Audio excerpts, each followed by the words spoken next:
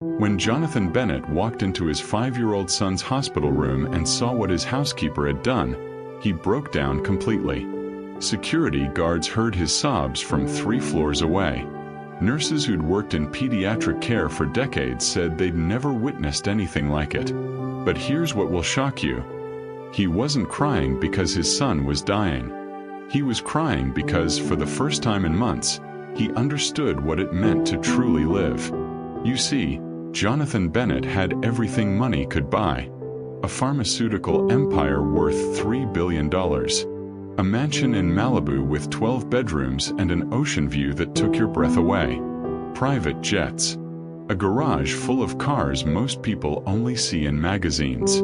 But none of it, not a single penny, could save his son Oliver from the inoperable brain tumor that gave him just 3 months to live.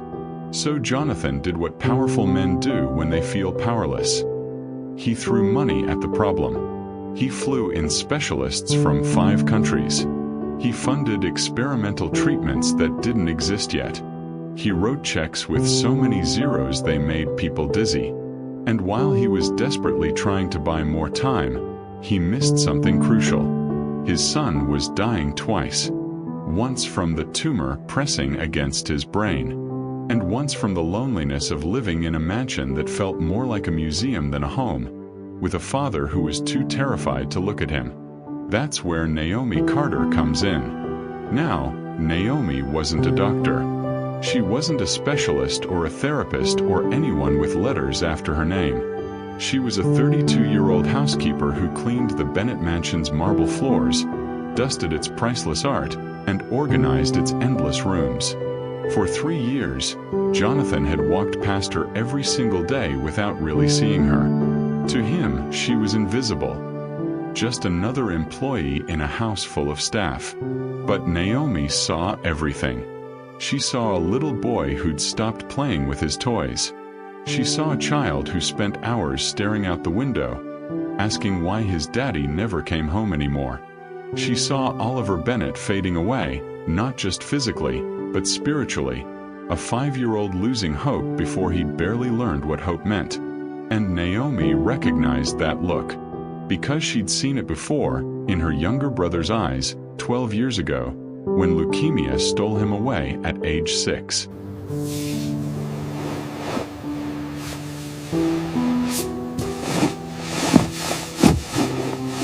She remembered how her mother had worked herself to exhaustion, trying to pay for treatments they couldn't afford, missing precious moments she'd never get back.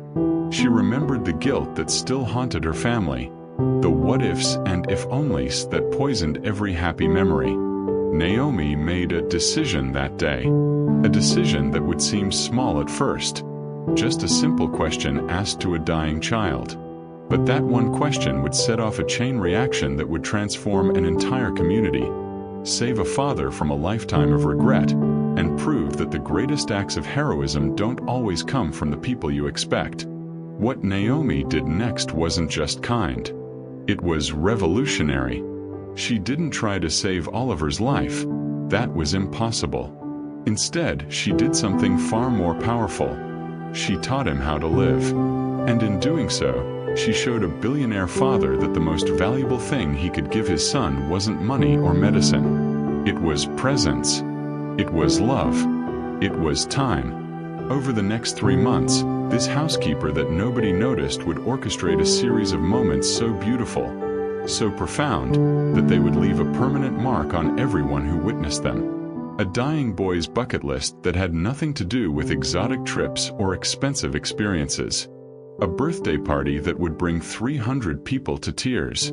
And a collection of photographs that would force a father to confront the truth he'd been running from.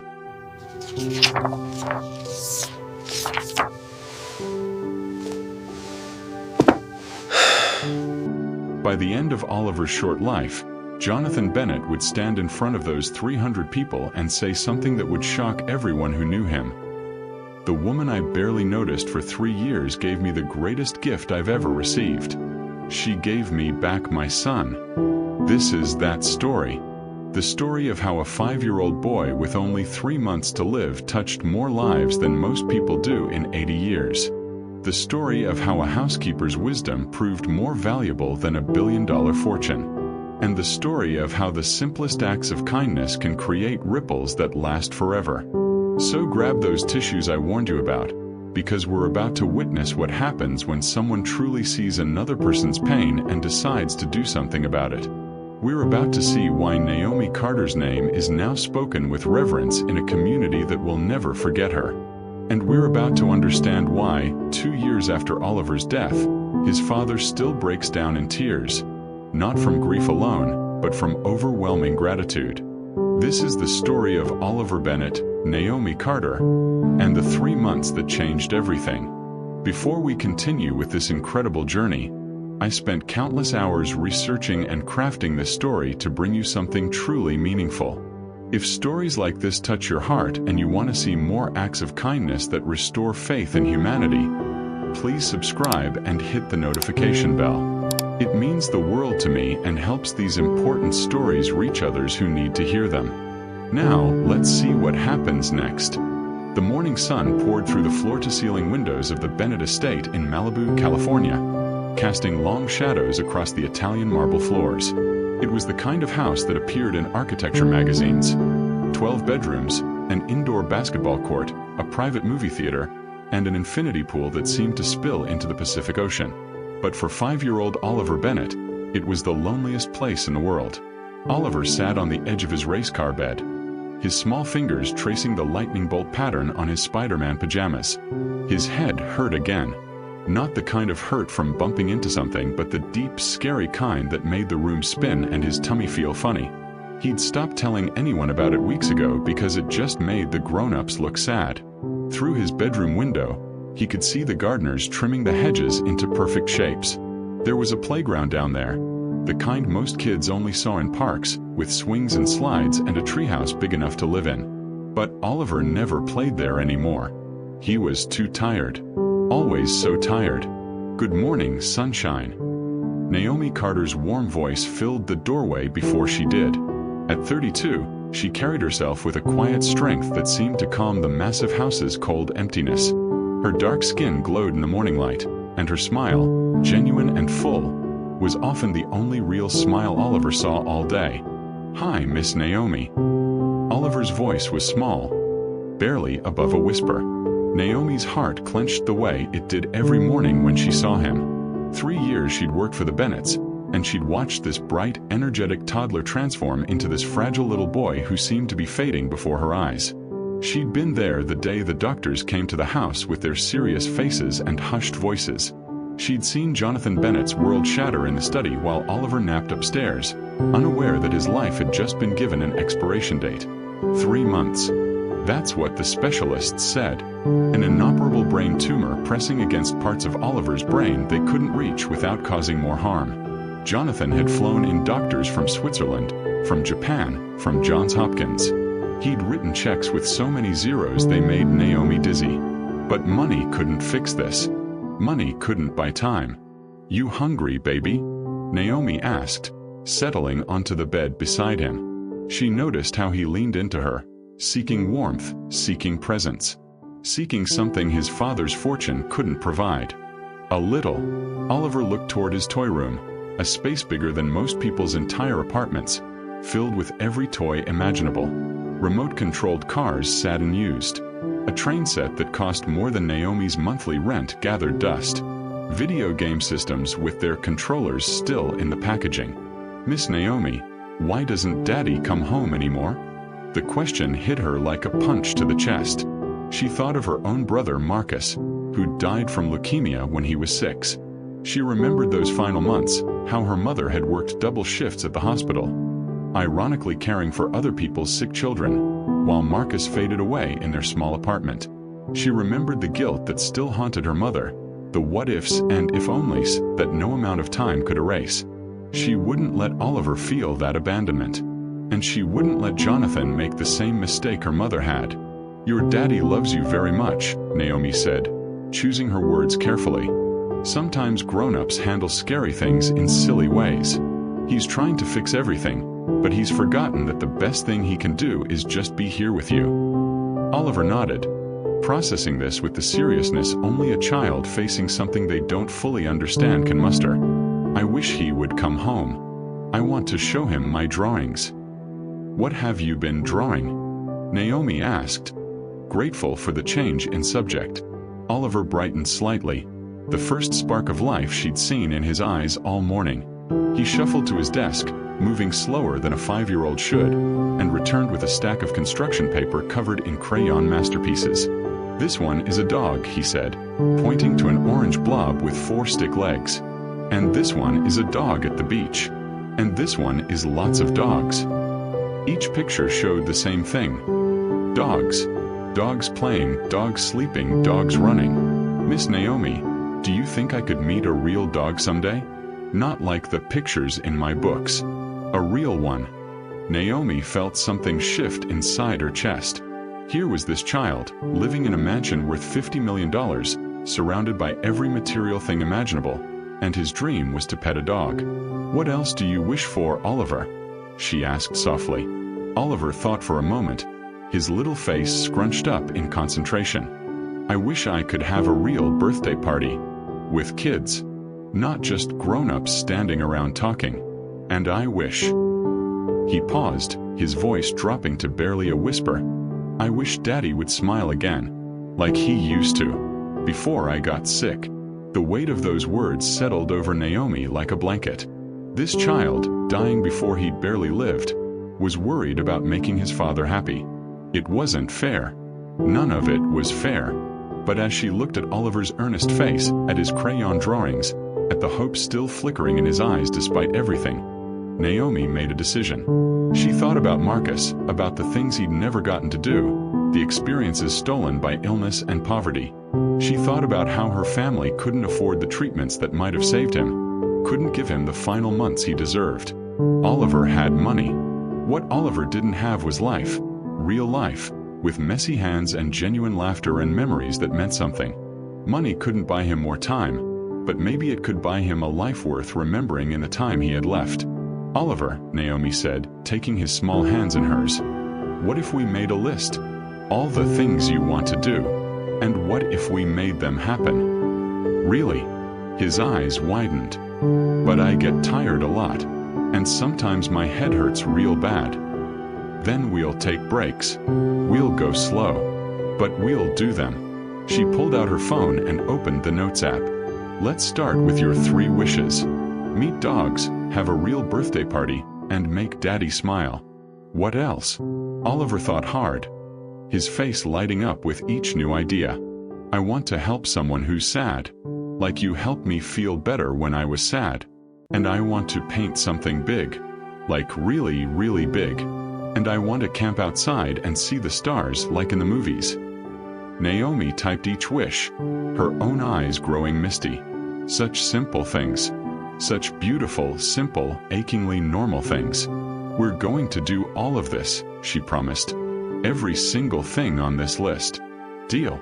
Deal. Oliver threw his thin arms around her neck, hugging her with all the strength his little body could muster. Naomi held him close, making a silent promise not just to Oliver, but to the memory of Marcus, to every child who'd run out of time before they'd really lived. She didn't know how she'd make it happen. She certainly didn't know how she'd get Jonathan to participate. But she'd figure it out. She had to. Because 3 months wasn't long enough to live a lifetime, but maybe, just maybe, it was long enough to live a life that mattered. Have you ever witnessed an act of kindness that completely changed your perspective? Share your story in the comments below. The next morning, Naomi stood outside Jonathan Bennett's home office, her heart hammering against her ribs. She'd rehearsed what she wanted to say a dozen times, but now, with her hand raised to knock, the words felt insufficient. Through the heavy oak door, she could hear him on the phone, his voice sharp and commanding as he barked orders about clinical trials and FDA approvals. She knocked anyway. Not now. Jonathan's voice cut through the door. Naomi knocked again, harder this time. The door swung open, and Jonathan Bennett stood before her. 6 feet tall, wearing a suit that cost more than her car, his salt and pepper hair perfectly styled despite the early hour. But his eyes told a different story. They were bloodshot, rimmed with dark circles that no amount of expensive skincare could hide. This was a man running from something he couldn't escape. "Naomi, I'm in the middle of something critical," he said, barely looking at her. "Whatever it is, can it wait?" "No, Mr. Bennett. It can't." Her voice was steady, stronger than she felt. "It's about Oliver." Something flickered in his eyes. Pain, guilt, fear, before his professional mask slammed back into place. "The doctors have my number. If there's a change in his condition." "There's been a change," Naomi interrupted. "Just not the kind you're thinking of." Jonathan's jaw tightened. "What do you mean? When's the last time you actually talked to your son? Not about medications or symptoms. Really talk to him." "I don't have time for," Jonathan began, but Naomi stepped forward, her voice rising. "He drew you pictures. 23 of them. They're all of dogs because he's never petted a real dog in his entire life. He thinks the reason you don't come home is because he did something wrong. And yesterday, he told me his biggest wish is to make you smile again." Her voice cracked. "Mr. Bennett, your son is dying and you're missing it." The words hung in the air like smoke. Jonathan's face went pale, then red. For a moment, Naomi thought he might fire her on the spot. Instead, he turned away, gripping the edge of his desk so hard his knuckles went white. "You think I don't know that?" His voice was barely above a whisper. "You think I don't lie awake every night thinking about it? I'm trying to save him, Naomi. I've got researchers in 3 countries working around the clock. I've funded a whole new wing at Cedars-Sinai. You've done everything except be his father." The silence that followed was deafening. Jonathan's shoulders shook, and Naomi realized with shock that he was crying. This billionaire, this titan of industry, was breaking down in front of his housekeeper. "I can't," he whispered. "I can't watch him fade away. Every time I look at him, I see how much worse he's gotten. I see my failure. What kind of father can't protect his own son?" Naomi's anger melted into compassion. She thought of her own mother, drowning in guilt all these years later.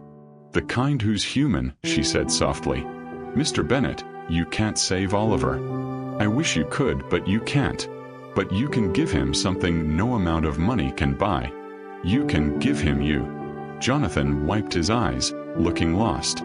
"I don't know how." "I have an idea," Naomi said, pulling out her phone. Oliver made a list. Things he wants to do. Simple things. And I think we should help him do every single one. She showed him the list. Meet real dogs, have a real birthday party with kids, make daddy smile, help someone who's sad, paint something really, really big, camp outside and see the stars. Jonathan stared at the screen, reading and rereading the words. His son's dreams, typed in simple bullet points. No experimental treatments. No miracle cures. Just childhood. "He wants to help someone who's sad," Jonathan said quietly. "He's dying and he wants to help someone else?" "That's who Oliver is," Naomi said. "He has the biggest heart of anyone I've ever met. He gets that from you, I think. Somewhere under all this fear." 2 days later, Naomi pulled her old Honda into the parking lot of the Valley Animal Shelter. Oliver sat in the back seat, his booster seat positioned so he could see out the window. He'd barely slept the night before, too excited about finally meeting real dogs. "Remember what we talked about?" Naomi said, turning to look at him. "Some of these dogs have had hard lives. They might be scared at first. Like me at the doctor's office," Oliver said solemnly. "I get scared too." Exactly like that. The shelter was nothing like the gleaming Bennett estate. The building was old, the paint was peeling, and through the walls, they could hear the chorus of barking dogs. But to Oliver, it might as well have been Disneyland. Maria Rodriguez, the shelter director, met them at the door. She was in her 50s, with tired eyes and hands rough from years of manual labor. But her smile was warm as she knelt to Oliver's level. "You must be Oliver. Miss Naomi told me you love dogs." Oliver nodded shyly, reaching for Naomi's hand. "Well, we have 42 dogs here right now who would love to meet you. How does that sound?" They started in the puppy room. a small space with 6 puppies tumbling over each other in their excitement. Oliver's face lit up like Christmas morning as a golden retriever puppy bounded over to him, licking his face and making him giggle in a way Naomi hadn't heard in months. "This is Sunny," Maria explained. "She was found in a cardboard box by the freeway. Someone just left her there." Oliver's smile faded. "Why would someone do that?" "I don't know, honey. People make bad choices sometimes. But she's safe now." Oliver gently petted Sunny's soft fur, his small hands careful and loving. "I wish I could take her home. Your house doesn't allow pets, remember?" Naomi said gently. They'd discussed this on the drive over. "But these dogs need homes," Oliver said, looking around at all the kennels. "Don't they?" "They do," Maria said. "We do our best, but we're always running out of space and money. Sometimes we have to." She stopped herself, glancing at Naomi. "Sometimes what?" Oliver asked. Maria chose her words carefully. "Sometimes we can't keep them all. And that makes me very sad." Oliver was quiet for a long moment, still petting Sunny. Then he looked up at Naomi with such intensity it took her breath away. "Miss Naomi, can we help them? Like on my list. I want to help the sad dogs." Naomi felt her heart swell. "How do you want to help them?" "I have money in my piggy bank." "Is that enough?" Naomi knelt beside him, fighting back tears. "That's very generous, Oliver. But I think we can do even better. Would it be okay if I called your daddy?" 20 minutes later, Jonathan Bennett's voice came through Naomi's phone on speaker. She'd sent him photos of Oliver with the dogs, his face radiant with joy. "Dad!" Oliver grabbed the phone. "There are so many dogs here and they need help, and can we please help them?" There was a long pause. Naomi held her breath. "Oliver." Jonathan's voice was thick with emotion. "How much help do they need?" Maria had been hovering nervously, unsure what was happening. Naomi mouthed, "Tell him. We're about $50,000 behind on our annual budget," Maria said hesitantly. "We're at risk of closing our doors by the end of the year. We've been trying fundraisers, but—" "Consider it covered," Jonathan said.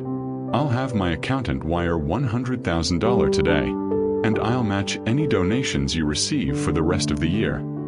Maria's hand flew to her mouth. Tears streamed down her face. Are you serious?" "My son asked me to help.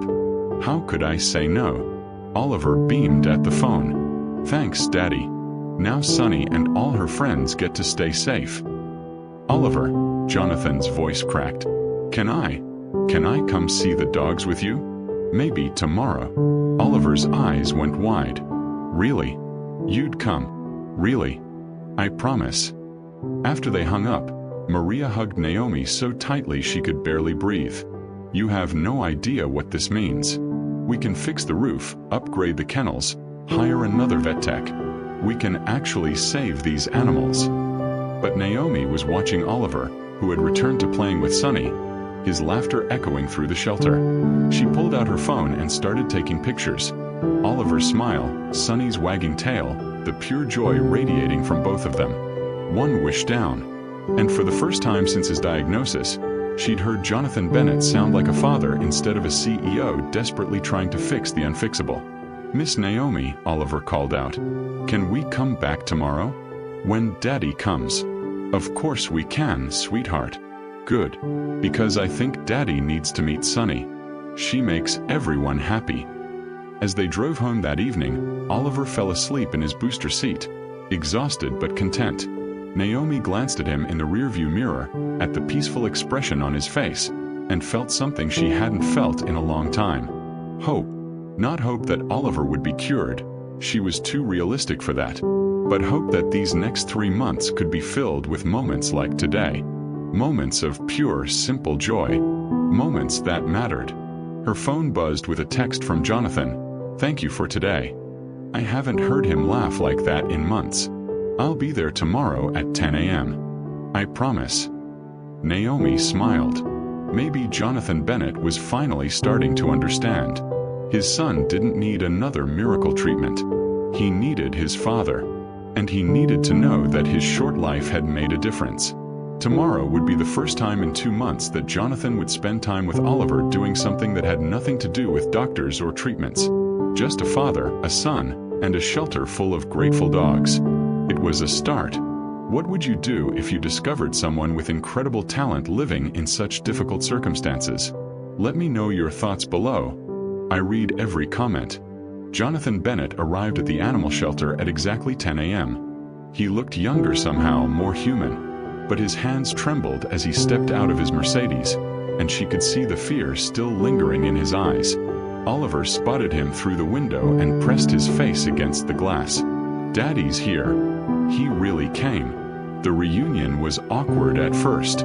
Jonathan didn't know where to put his hands, how to hold his son without feeling like he might break him. But then Oliver grabbed his father's hand and pulled him toward the puppy room, chattering excitedly about Sunny and her friends, and something in Jonathan's rigid posture began to soften. "This is Sunny, Dad. She's the one I told you about on the phone." Oliver knelt beside the golden retriever puppy, who immediately jumped into his lap. "Maria says she's going to find a forever home because of us." Jonathan knelt beside his son, and Sunny bounded over to him, tail wagging furiously. Despite himself, Jonathan laughed, a real laugh that Naomi captured quickly with her phone camera. Oliver's face lit up brighter than she'd ever seen. "You're laughing, Daddy. That's number 3 on my list." Number 3. Jonathan looked confused. "Make Daddy smile," Oliver said seriously. "I've been really worried about you." The words hit Jonathan like a physical blow. He pulled Oliver close, burying his face in his son's hair. "I'm sorry," he whispered. "I'm so sorry I haven't been here." They spent 3 hours at the shelter that day. Jonathan wrote another check to create a special adoption fund in Oliver's name. They walked dogs together, father and son side by side. Oliver got tired halfway through and Jonathan carried him on his shoulders, both of them laughing as a beagle puppy tried to climb up Jonathan's leg. Naomi documented everything. Every smile, every laugh, every moment of connection. She was building something, a testament to a life fully lived, even if it was heartbreakingly short. Over the next 2 weeks, the transformation was remarkable. Jonathan cleared his schedule every morning to spend time with Oliver. They worked through the bucket list together, with Naomi orchestrating each adventure. They painted a massive mural at Children's Hospital Los Angeles, a colorful underwater scene that stretched across an entire wall in the pediatric ward. Oliver, wearing a paint-splattered smock that swallowed his small frame, directed the volunteers Naomi had recruited from her church. "The octopus needs more purple," he'd say with all the authority of a master artist. "And the fish should be smiling. Happy fish." Jonathan painted beside him, their hands covered in the same rainbow of colors. At one point, Oliver accidentally got paint in his father's hair, and instead of getting upset, Jonathan retaliated with a gentle dab of blue on Oliver's nose. Their laughter echoed through the hospital corridor. A teenage girl in a wheelchair, one of the patients, rolled up to watch. "That's really pretty," she said softly. Oliver climbed down from his stool and approached her. "Do you want to paint something? You can paint right here." He pointed to a space near the bottom. "Maybe a starfish." The girl's eyes welled up. "I'd love that." Naomi watched as Oliver helped her, guiding her hand when the chemotherapy made her shake, encouraging her when she said she couldn't do it. Here was a dying child helping another dying child create something beautiful. The irony was almost too much to bear. Jonathan saw it too. That night, he doubled his donation to the hospital and established the Oliver Bennett Art Therapy Program. "Every child should get to create something beautiful," he told the hospital administrator, "especially the ones fighting for their lives." The bucket list continued. Naomi brought children from her neighborhood to play with Oliver. Kids like her nephew Marcus Jr., who lived in a small apartment and thought the Bennett estate was a castle. The first afternoon was awkward. The neighborhood kids were intimidated by the mansion's grandeur, and Oliver didn't know how to play with children his own age. But Naomi had a plan. She'd set up a camping tent in the backyard, a regular tent, not some luxury version, and stocked it with flashlights, sleeping bags, and a cooler full of juice boxes and sandwiches. "Okay, explorers, she announced. "We're on a mission to find the hidden treasure in the enchanted forest." She'd scattered plastic gold coins throughout the garden. The kids forgot about wealth and illness and differences. They were just children, laughing and running and being gloriously messily alive. Oliver couldn't run as fast, but the other kids naturally slowed down for him, including him without making a big deal of it. By the end of the afternoon, he had 3 new best friends and plans for a super secret club that would meet every weekend. Jonathan watched from the patio, his phone forgotten beside him. Naomi sat down next to him. "You did good, Mr. Bennett." "Jonathan," he corrected quietly. "After everything you've done for us, I think we're past formalities." "And I didn't do this, you did." "We did it together," Naomi said. "That's what matters." "Naomi." Jonathan's voice was thick with emotion. "I've built a company worth $3 billion. I've developed drugs that have saved thousands of lives. But watching my son laugh today, really laugh, that's the most important thing I've ever accomplished. And I almost missed it. If you hadn't." He couldn't finish. "You're here now," Naomi said simply. "That's what counts." Everything changed on a Tuesday morning, 3 weeks into Oliver's bucket list journey. Naomi arrived at the estate to find an ambulance in the driveway, its lights silent but ominous. Her heart dropped. She ran inside to find Jonathan pacing in the foyer, his phone pressed to his ear, his face ashen. Oliver's personal nurse, Claire, sat on the stairs, crying quietly. "What happened?" Naomi demanded. Claire looked up, her eyes red. "Oliver had a seizure this morning. A bad one. They're taking him to Cedars-Sinai now." The next 72 hours were a nightmare. Oliver remained in the hospital, his small body hooked up to machines that beeped and hummed their mechanical lullabies. The tumor was growing faster than the doctors had predicted. They were talking about weeks now, not months. Jonathan barely left Oliver's side. He'd aged 10 years in 3 days, his face gaunt and hollow. When Oliver was finally stable enough for visitors, Naomi brought the photo album she'd been compiling, all the moments from their bucket list adventures. Oliver was awake but groggy, his voice weak. "Miss Naomi, I'm sorry we can't finish my list." "Don't say that," she said, fighting tears. "You're going to get better and we'll." "It's okay," Oliver interrupted with the strange wisdom that sick children sometimes develop. "I'm not scared anymore. I got to meet the dogs. I got to paint the big picture. I got to have real friends. And Daddy smiles now. That's a lot of wishes for one kid." Naomi looked at Jonathan, who was openly crying. The photo album lay open between them, showing Oliver covered in paint, laughing with the neighborhood kids, hugging Sonny at the shelter. "But you haven't had your real birthday party yet," Naomi said, her voice breaking. "Remember, with all your friends." "My birthday's not for 2 more weeks," Oliver said quietly. "The doctors said." He didn't finish, but he didn't need to. Dr. Patricia Chin, Oliver's primary oncologist, pulled Jonathan and Naomi into the hallway. She was a woman in her 50s who'd seen too many children die, and her professional composure was cracking. "The tumor's growth has accelerated significantly," she said. "We're looking at days, maybe a week or 2 at most. I'm sorry. There's nothing more we can do medically. I recommend making him comfortable and—" She paused, choosing her words carefully, "and making the most of whatever time remains." Jonathan's knees buckled. He leaned against the wall, his whole body shaking. "No, there has to be something. Clinical trials, experimental treatments." "Jonathan," Dr. Chen said gently, "I know this isn't what you want to hear, but the kindest thing you can do now is let him go peacefully. Take him home. Make him happy.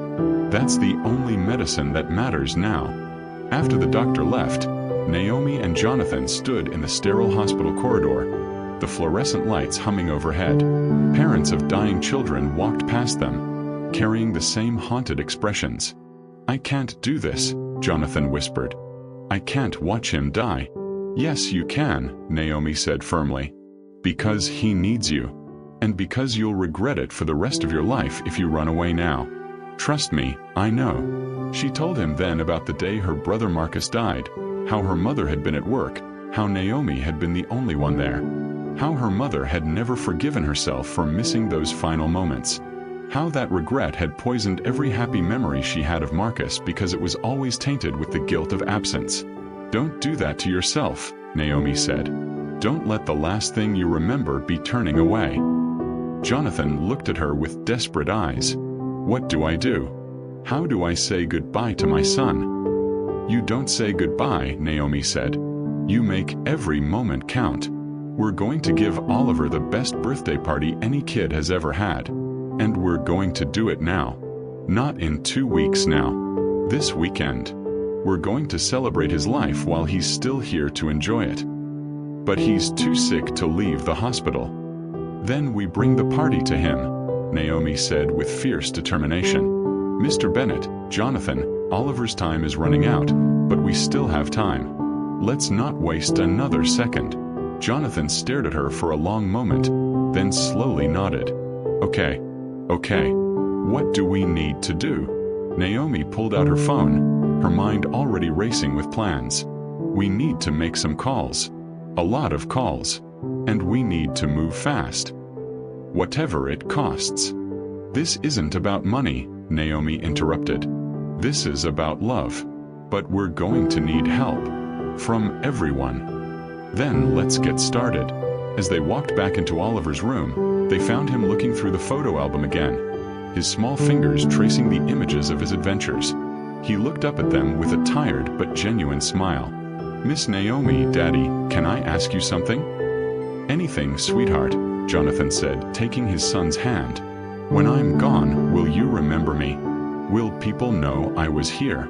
Naomi and Jonathan exchanged a look. The question broke their hearts, but it also steeled their resolve. "Oliver," Jonathan said, his voice steady despite the tears streaming down his face, "everyone is going to know you were here. I promise you that. You've changed more lives in 5 years than most people do in 80. The dogs at the shelter, the kids at the hospital, your friends, me. We're all better because you existed. And we're going to make sure everyone knows about the incredible boy who taught us what really matters." Oliver smiled and closed his eyes, exhausted from the conversation. But as he drifted off to sleep, he whispered, "I love you, Daddy." "I love you too, son. So much." Outside the hospital room, Naomi began making calls. To Maria at the animal shelter, to her church community, to the parents of Oliver's new friends, to the hospital administrators. She explained the situation, asked for help, and was met with an overwhelming response. Everyone wanted to help. Everyone wanted to give this little boy one last, perfect moment. The countdown had begun. They had 5 days to pull off a miracle. Not the medical kind, but the kind that came from human compassion and the desperate love of people who refused to let a child leave this world feeling forgotten. 5 days to give Oliver Bennett a birthday party he would never forget. 5 days to prove that a life, no matter how short, could leave a mark on the world. 5 days to show him that he mattered. Have you ever had to overcome obstacles to help someone you cared about? What challenges did you face? Share your experience below. The next 5 days were a whirlwind of activity. Naomi barely slept, coordinating what she secretly called Operation Oliver's Joy from her phone while sitting in the hospital waiting room. Jonathan had pulled strings to get the hospital's permission to use their rooftop garden, a beautiful outdoor space usually reserved for staff breaks, for the party. But permission was just the beginning. They needed to transform a sterile hospital rooftop into a child's dream birthday party. And they needed to do it in less than a week. The response from the community was overwhelming.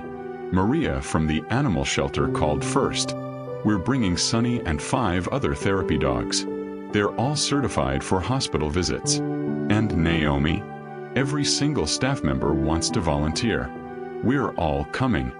The parents of Oliver's new friends didn't hesitate. "Our kids have talked about Oliver every single day since they met him," one mother said through tears. "We'll be there. And we're bringing the whole neighborhood." The church community mobilized like a small army. Sister Patricia, who ran the youth ministry, organized 30 volunteers to handle decorations, food, and setup. "That boy helped paint our community center mural last month," she said. "Now it's our turn to paint some joy for him." Even people who'd never met Oliver wanted to help. The teenage girl from the hospital, the one Oliver had helped paint the starfish, started a social media campaign. Within 48 hours, Oliver's birthday was trending locally. A bakery donated a custom cake. A party supply company sent boxes of decorations. A local musician volunteered to perform. But the most surprising call came from Dr. Chen. "I've been practicing medicine for 27 years, she told Jonathan and Naomi. "I've lost too many patients, especially children. It never gets easier. But what you're doing for Oliver, this celebration of life instead of mourning death, it's changed how I see my job. I want to help. And I want to invite the other pediatric patients to the party. The ones who are well enough. They need to see this. They need to see that joy is still possible." Jonathan was overwhelmed. "Dr. Chen, I don't know what to say." "Say yes," she replied. "Let's give these kids something to celebrate." Jonathan looked at Naomi, who nodded through her tears. "Yes," he said. "Absolutely yes." The transformation began 3 days before the party. Volunteers descended on the hospital rooftop like a swarm of benevolent bees. They strung up lights that would twinkle like stars. They set up a small petting zoo area with fencing for the therapy dogs. They created an art station where kids could paint. They assembled tables decorated with bright tablecloths and centerpieces made from sunflowers.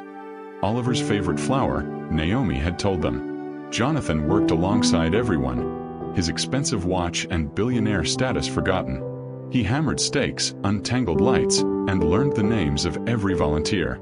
These people were giving their time, the most precious resource, for his son. The least he could do was honor that with his presence. Oliver's condition stabilized enough that he could be moved to a regular room, though he remained weak. Naomi visited him every afternoon, carefully not mentioning the party. It needed to be a surprise. "Miss Naomi," Oliver said one afternoon, his voice barely above a whisper. "I had a dream last night. I dreamed that I met 100 dogs and they all wanted to be my friend." Naomi smiled, tucking his blanket around him. "That sounds like a beautiful dream." It was. "And you were there, and Daddy and all my friends. Everyone was so happy." He paused, his small face serious. "Do you think heaven is like that? Full of happy things?" The question struck Naomi like lightning. She sat on the edge of his bed, choosing her words carefully. "I think heaven is full of love. And I think all the people and animals we loved are waiting there for us. My brother Marcus is probably up there right now, playing with the best dogs ever and saving a spot for you, but not for a long, long time." "I'm not scared," Oliver said simply. "But I'm a little sad. I'll miss you and Daddy. We'll miss you too, sweetheart. More than words can say. But you know what? Every time we see a dog or a sunflower or kids painting something beautiful, we'll think of you. You're not going to be forgotten, Oliver. You're going to live on in every life you touched." Oliver smiled and closed his eyes. "That's nice. I like that." As Naomi left his room, she nearly collided with Jonathan in the hallway. He'd heard the entire conversation from outside the door, and his face was wet with tears. "How do you do that?" he asked. "How do you talk to him about death without falling apart?" "I fall apart every night when I get home," Naomi admitted. "But when I'm with him, I have to be strong. He needs someone to tell him it's okay to let go when the time comes. That we'll be okay. Even though we won't be, not for a long time. Maybe never. But he needs to know he's not leaving us broken beyond repair." Jonathan pulled her into a hug, the first physical contact they'd ever had beyond handshakes. "Thank you," he whispered, "for everything. For saving my relationship with my son. For showing me what really matters. For being stronger than I ever could be." "You're stronger than you think," Naomi said. "You're here. That's what matters." Saturday morning arrived with perfect California sunshine. The rooftop garden had been transformed into something magical. Balloons bobbed in the gentle breeze. The lights would twinkle when evening came. groaned under the weight of food that the community had prepared. The therapy dogs waited in their special area, tails wagging in anticipation. 50 people waited on that rooftop. The neighborhood kids and their families, the animal shelter staff, the church volunteers, hospital staff, the teenage girl from the mural painting, and a dozen pediatric patients in wheelchairs and with 4 poles, all cleared by their doctors to attend. Oliver didn't know any of this. He thought he was just going to the rooftop garden for some fresh air. When the elevator doors opened and Jonathan wheeled him out in his wheelchair, Oliver's eyes went wide.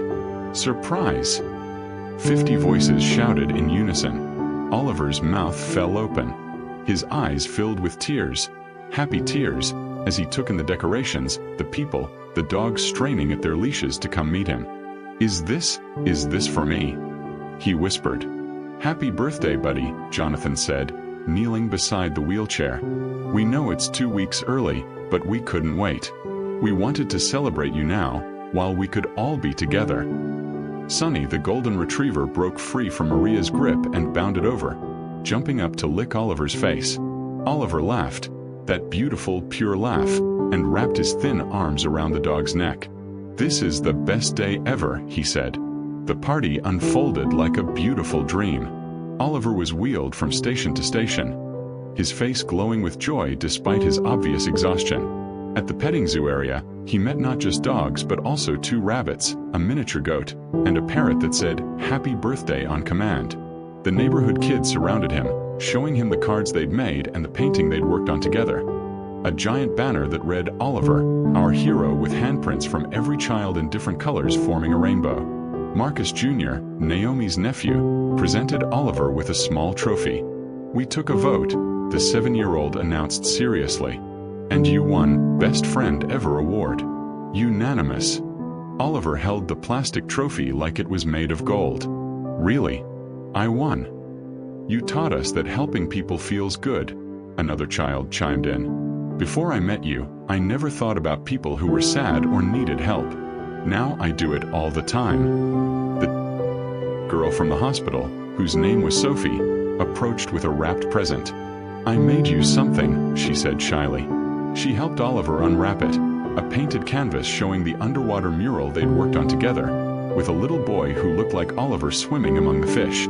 At the bottom, she'd written, "Some people spend their whole lives searching for purpose. You found yours at 5. Thank you for teaching me to keep creating, even when things are hard." Oliver traced the painting with his fingers, his eyes shining. "It's beautiful. You're really good at painting." "You inspired me," Sophie said. "I want to go to art school now. When I get better, I mean. And I'm going to dedicate my first gallery show to you." Jonathan watched all of this from a few feet away, documenting everything with his phone. But more than that, he was fully present. Not thinking about work, not mentally planning his next move, just being there, soaking in every moment with his son. Naomi found him during a quiet moment. "You okay?" "I'm watching my son's life impact," Jonathan said, his voice thick with emotion. "All these people, they're not here out of pity. They're here because he genuinely changed them. A 5-year-old boy with 3 months to live has accomplished more than most people do in a lifetime." "That's because he had a good teacher," Naomi said, nodding toward Jonathan. "He got his heart from you. You just forgot you had it for a while." The local musician, a young man named Carlos who'd grown up in Naomi's neighborhood, set up his guitar. "This one's for the birthday boy," he announced. He sang a song about courage, about making every moment count, about being a light in the darkness. By the end, there wasn't a dry eye on the rooftop. Oliver requested they sing "Happy Birthday," and 50 voices joined together in the most heartfelt rendition any of them had ever heard. The cake was shaped like a dog, Sonny specifically, and Oliver giggled with delight. When it came time to blow out the candles, Oliver grew very still. Everyone waited, wondering what he was wishing for. "I don't need to wish for anything," Oliver said finally. "Everything I ever wanted, I already got. I met the dogs. I painted something big. I made friends. And my daddy smiles now. I even helped some people who were sad." He looked around at all the faces watching him. "You're all here and you're all happy. and that's the best present ever." He blew out the candles, and everyone cheered. As the afternoon wore on, Oliver grew tired. The doctors had warned this would happen. His body couldn't sustain much energy anymore. Jonathan carefully lifted him from the wheelchair and held him close, swaying gently as if Oliver were a baby again. "Did I have a good party, Daddy?" Oliver murmured, his eyes already closing. "The best party in the history of parties," Jonathan whispered. "You were perfect. Everything was perfect. I love you, Daddy. Thank you for coming back to me." Jonathan's tears fell into Oliver's hair. "I love you too, son. So much. Thank you for teaching me how." Naomi captured the moment in a photograph. Father and son, silhouetted against the setting sun, surrounded by balloons and lights and evidence of a community's love. It was the last photo she would take of Oliver awake. As guests began to leave, each one stopped to say goodbye to Oliver, now sleeping in his father's arms. They whispered messages of love, of gratitude, of how he'd changed them. Maria from the shelter placed a small stuffed dog in Oliver's arms, a miniature version of Sonny. "So he'll always have a friend," she said through tears. Dr. Chen approached Jonathan and Naomi as the last guests departed. "In all my years of medicine, I've never seen anything like this. This wasn't just a birthday party. It was a celebration of the impact one small person can have on the world. Thank you for letting us be part of it." "Thank you for making it possible," Jonathan said. That night, they moved Oliver back to his room. He slept peacefully, surrounded by cards, paintings, photos, and the stuffed dog. The trophy from his friends sat on his bedside table. His bucket list, now completely checked off, was framed and hanging on the wall. Oliver Bennett passed away 6 days later, in the early morning hours of a Tuesday. He went peacefully, with his father holding his hand and Naomi humming the lullaby she used to sing to her brother Marcus. The last thing Oliver said was, "Thank you for the best life ever." The funeral was held at the community center where Oliver had painted his first mural. Over 300 people attended, more than anyone expected for a 5-year-old service. The neighborhood kids sat in the front row, wearing shirts that said, "Oliver's friend." The therapy dogs from the shelter, including Sonny, sat beside them, somehow sensing the solemnity of the moment. Jonathan had asked Naomi to speak, but she declined. "This is your moment," she told him. "Tell them about your son." Jonathan stood at the podium, looking out at the sea of faces, rich and poor, young and old, all united in their love for his little boy. "I'm a billionaire," he began. "I've built an empire. I've developed drugs that have saved thousands of lives. I've accumulated more wealth than most people can imagine. And I almost missed the most important thing I would ever do: be a father to my son." His voice cracked, but he continued. Oliver lived for 5 years. Just 5 years. But in that time, especially in his last months, he taught us all what really matters. It's not money. It's not success. It's not achievement. It's love. It's presence. It's making someone else's life better, even when your own life is ending. He told them about the bucket list, about the shelter dogs, about the mural, about the birthday party. He told them about Naomi, whose courage and wisdom had saved him from a lifetime of regret. "My son's life was short," Jonathan said, tears streaming freely down his face. "But it was full. Because of Naomi Carter, a woman I barely noticed for 3 years, who saw my son's heart when I was too blind with fear to look. She taught Oliver how to live. And she taught me how to be a father. The greatest gift anyone ever gave me wasn't wealth or status. It was time with my son, time I would have wasted if not for her." He looked directly at Naomi, who sat in the front row, tears rolling down her cheeks. "Thank you," he said simply, "for everything." The service concluded with the children releasing biodegradable balloons, one for each year of Oliver's life, plus 50 more for all the lives he'd touched.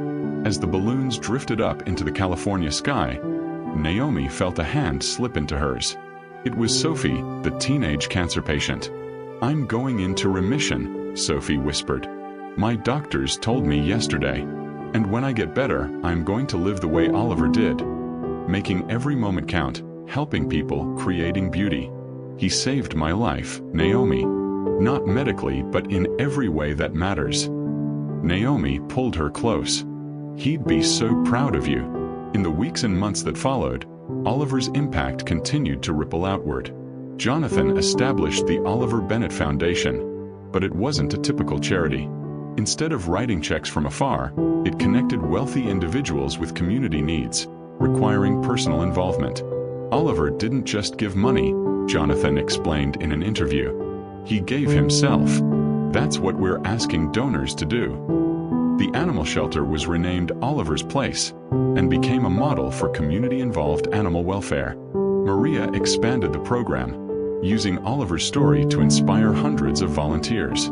The mural at Children's Hospital became a permanent installation, with a plaque reading, "Painted by Oliver Bennett and Friends. May you always find joy in creating beauty, even in difficult times." The neighborhood kids started an annual Oliver Day, where they performed acts of kindness throughout the community. Marcus Jr. led the effort, explaining to reporters, "Oliver was my friend, and he taught me that being kind is the most important thing you can do." Jonathan left his position as CEO and became a full-time advocate for pediatric cancer research and palliative care. But more than that, he became a voice for present parenting, speaking honestly about his mistakes and his redemption. "I had 3 months with my son, really had him, was present with him.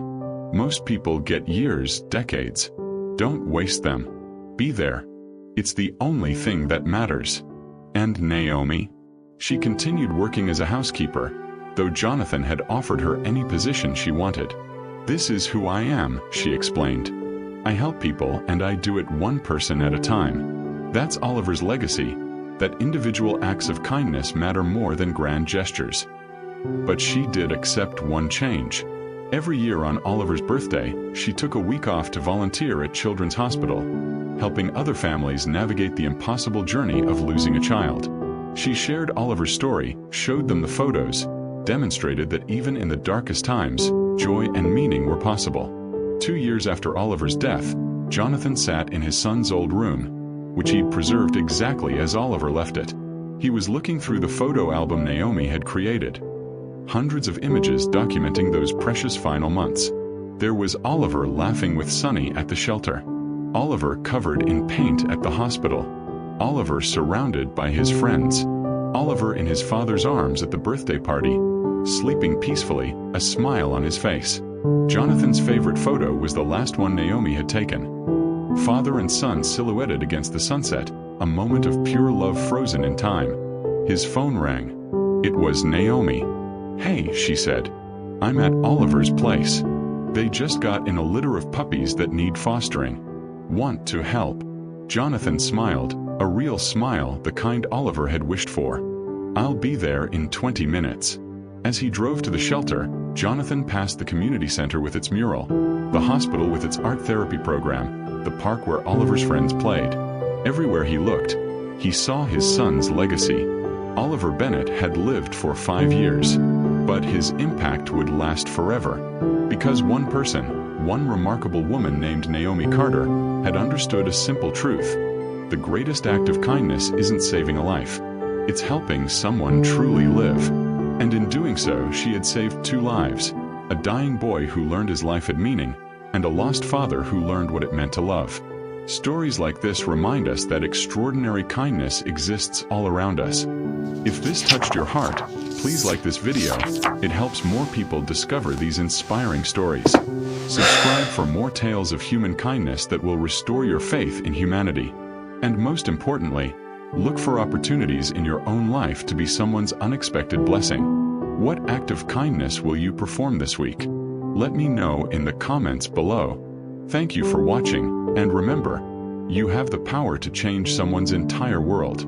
Sometimes all it takes is seeing someone who feels invisible, listening to someone who needs to be heard, and loving someone who needs to know they matter.